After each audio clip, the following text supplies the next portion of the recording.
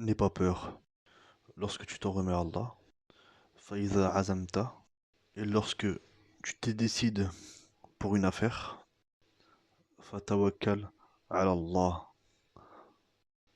remets-toi en Allah seul. Wallahu yuhibbu al-mutawakkilin.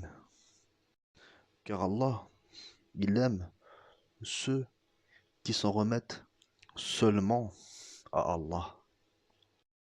Et lorsque tu es devant une difficulté, qu'est-ce que tu dis? Hasbi Allah wa ni'mal wakil. Allah me suffit, seul Allah me suffit. Et quel bon protecteur ou garant.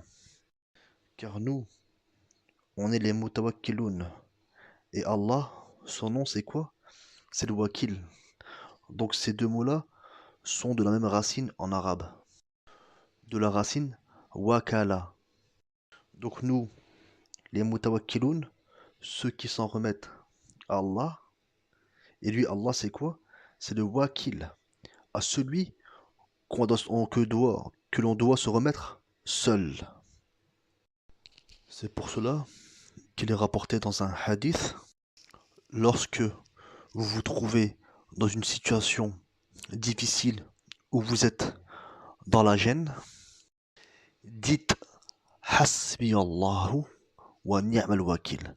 Allah me suffit, quel excellent garant. Petite histoire pour bien expliquer avec Ibrahim, qui a appelé son peuple à l'adorer qu'un Dieu unique, parce ils adoraient des statues. Ils en ont eu tellement marre, qu'est-ce qu'ils ont fait? Ils ont préparé du bois, ils ont préparé un grand feu. Tu vois ce que je veux dire? Tellement que le feu il brûlait, tous les oiseaux qui étaient autour, s'ils passaient à côté, ils brûlaient direct. Subhanallah. Donc qu'est-ce qu'ils ont fait? Tellement que le feu brûlait très fort, ils ont pris un catapulte, ils se sont mis à l'extérieur, ils ont mis Ibrahim alayhi salam à l'intérieur de la catapulte pour le jeter dans le feu. Et donc au moment qu'ils l'ont jeté dans le feu, un ange du quatrième ciel est descendu pour venir le soutenir. Et lui, Ibrahim, qu'est-ce qu'il lui a répondu? Hasbi Allah. Hasbi Allah wa ni'mal wakil. Allah me suffit. Même toi l'ange, j'ai pas besoin de toi. Allah seul va m'aider, seul. Et il est tombé dans le feu, Allah subhanahu wa ta'ala, qu'est-ce qu'il a fait? Il a fait que ce feu-là soit paix et fraîcheur. Allahu Akbar. Allah, il a changé la qualité du feu. Normalement, le feu, ça fait quoi? Ça te brûle? Ben lui, c'était paix et fraîcheur pour lui. Ils avaient mis des ficelles pour le ligoter. Ces ficelles-là ont brûlé, mais le corps d'Ibrahim était intact. Et les gens, ils voyaient ça. Ils étaient choqués, subhanallah. Et Ibrahim, il a passé les meilleurs moments dans ce feu, subhanallah. Il a passé des bons moments, subhanallah. C'est-à-dire qu'Allah, subhanahu wa ta'ala, des fois, tu vois des choses, tu dis, waouh, je suis dans une situation difficile. Mais quand tu te remets à Allah, mashallah, Allah, il t'assiste, subhanahu wa ta'ala. Donc, il y a une petite subtilité à voir lorsqu'on veut prendre une décision, lorsqu'on veut décider d'une chose. Donc, souvent, on nous a enseigné le fait de apprendre la dua de l'istikhara, la prière de la consultation. C'est-à-dire, si je veux entreprendre une chose, qu'est-ce que je fais? Je fais la prière de la consultation istikhara. Et le prophète Mohammed sallallahu alayhi wa sallam avait enseigné aux compagnons cette invocation comme s'il leur avait enseigné un verset du Coran pour montrer l'importance de cette invocation et qu'il utilisait tout le temps. Lorsqu'ils étaient confrontés à une chose dans la vie, tout de suite, ils s'en remettaient à Allah subhanahu wa ta'ala en faisant l'istikhara. Concernant le mariage, concernant un achat, concernant le commerce, concernant plein de choses, une décision qu'on prend dans la vie, on veut déménager ou je sais pas, toute chose, c'est quoi? C'est istikhara. Mais il y a une chose en plus à rajouter. Allah il dit Washawirhum fil amri. Donc Allah il dit au prophète de les consulter dans tes affaires. Pourtant, le prophète Mohammed sallallahu alayhi wa sallam n'a pas besoin de consulter les gens. Il y a Allah directement s'il veut entreprendre une chose. Mais Allah, subhanahu wa ta'ala, dans ce verset-là, il nous enseigne comment faire. Après, il nous dit, une fois que voilà, tu as fait la cause, tu as fait l'istikhara, et t'as consulté des gens, tu as fait mashwara, wa shawirhum fi amr, fa idha azamta, fatawakkal ala Allah. Et une fois que tu t'es décidé, tu t'en remets à Allah. Seul, ça y est. Et après, Allah, il dit quoi? Inna Allah yuhibbul mutawakkilin. Et Allah, subhanahu wa ta'ala, il aime ceux qui s'en remettent à Allah exclusivement. Mais surtout, oublie pas ces étapes-là. Première étape, c'est quoi? Faire le 2 rak'at, faire istikhara, t'en remettre directement à Allah. Deuxième étape, consulter des gens que t'apprécies selon une affaire que tu as. Et tu peux encore faire istikhara. C'est pas istikhara, une fois c'est tout. Hein. Tu peux le faire avant, tu consultes les gens et tu refais istikhara. Et une fois que tu as fait toutes ces causes-là et tout, nanana, et une fois que ça y est, tu t'es décidé pour cette affaire-là, à travers toutes ces causes-là, fatawakkal ala Allah. Et tu t'en remets à Allah subhanahu wa ta'ala, entièrement. Donc Allah subhanahu wa ta'ala, il nous montre bien que c'est quoi s'en remettre à Allah.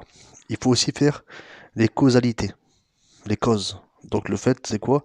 Le lien avec Allah qui est la prière. Deuxième, le lien avec les créatures, les gens. Fahamt. Et une fois que tu as fait ces deux liens-là, et que à travers ton cœur, il s'apaise, à travers, à travers les recherches que tu as fait, que tu as consulté, maintenant tu vois ce que veut dire les gens, ceci, cela, même Internet, toutes ces choses-là. Une fois que tu as bien fait toutes ces causes-là et tout, et tu es mutma'in, tu es apaisé, fatawakkal à Allah, c'est tout, c'est simple. Ô toi musulman, ô musulman, méditons dans un verset qu'Allah subhanahu wa ta'ala a révélé. Ya ayyuhallazina amanu taqullah haqqa tuqatihi wa la tamutuna illa wa antum muslimun. Subhanallah. Méditons sur ce verset. Pourquoi je dis ô toi musulman, c'est pas pour rien. Parce qu'à la fin du verset, wa la tamutuna illa wa antum muslimun. Donc ne mourrez qu'en étant soumis. Mais avant, qu'est-ce qu'Allah dit? Ya ayyuhallazina amanu, ô vous qui avez cru, craignez Allah, ayez peur d'Allah, haqqa tuqati, comme il doit être craint réellement. Ça va pas du mensonge. Craignez Allah, haqqa tuqatihi, comme il doit être craint. Tu vois? Et on va essayer de comprendre c'est quoi le mot craindre. Enfin, le prophète il dit quoi dans un verset? Il dit taqun nar wa taqun nisa. C'est du même mot, taqwa. Mais comment ça taqun nisa? Craignez les femmes. T'as pas peur d'une femme? T'as pas peur, c'est pas cette peur-là qu'Allah nous a demandé dans ce verset-là. Ce qu'Allah nous a demandé dans ce verset-là, c'est quoi? Quand il dit taqun nisa dans le hadith, vraiment, faites attention de ne pas faire la désobéissance avec cette femme. Tu vois? Wa taqun nar. Et ayez peur de ne pas aller dans le feu de l'enfer, que l'on nous en préserve. Et donc Allah, dans ce verset-là, quand il nous parle, voilà, taqullaha haqqa tuqatihi, ça m'a craigné Allah, vraiment comme il se doit, tu vois. C'est-à-dire que Allah subhanahu wa ta'ala nous a ordonné des choses, il nous a interdit des choses. Donc prenez les choses au sérieux. C'est pas, oh, ma'alish, c'est un péché, c'est pas grave. Voilà. Non, vraiment, tu vois. Il y a des choses que là, faut pas se mentir, on peut pas le faire. Si on veut, on le fait pas, tu vois.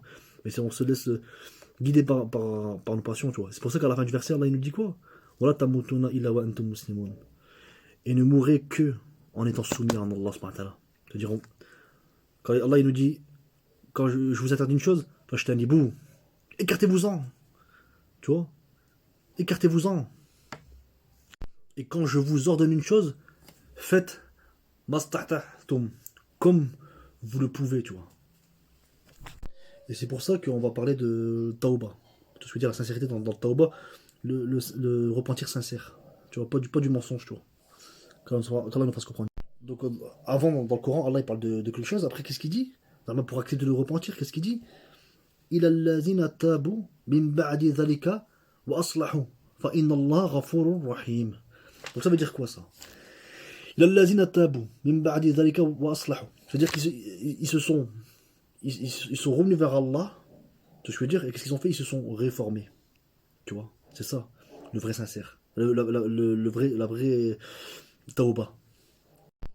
C'est pas, voilà, je fais tauba et toujours, tu vois, non, vraiment, tu vois, vraiment sérieux, tu vois.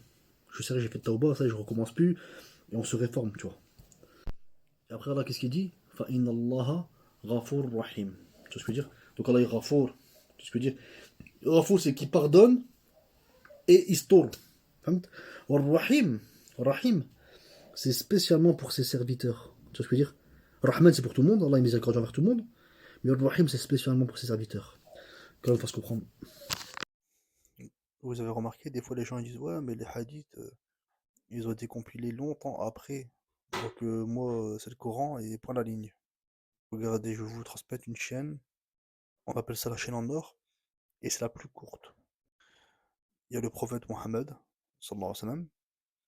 Il y a Abdullah ibn Omar. Il y a Nafi'.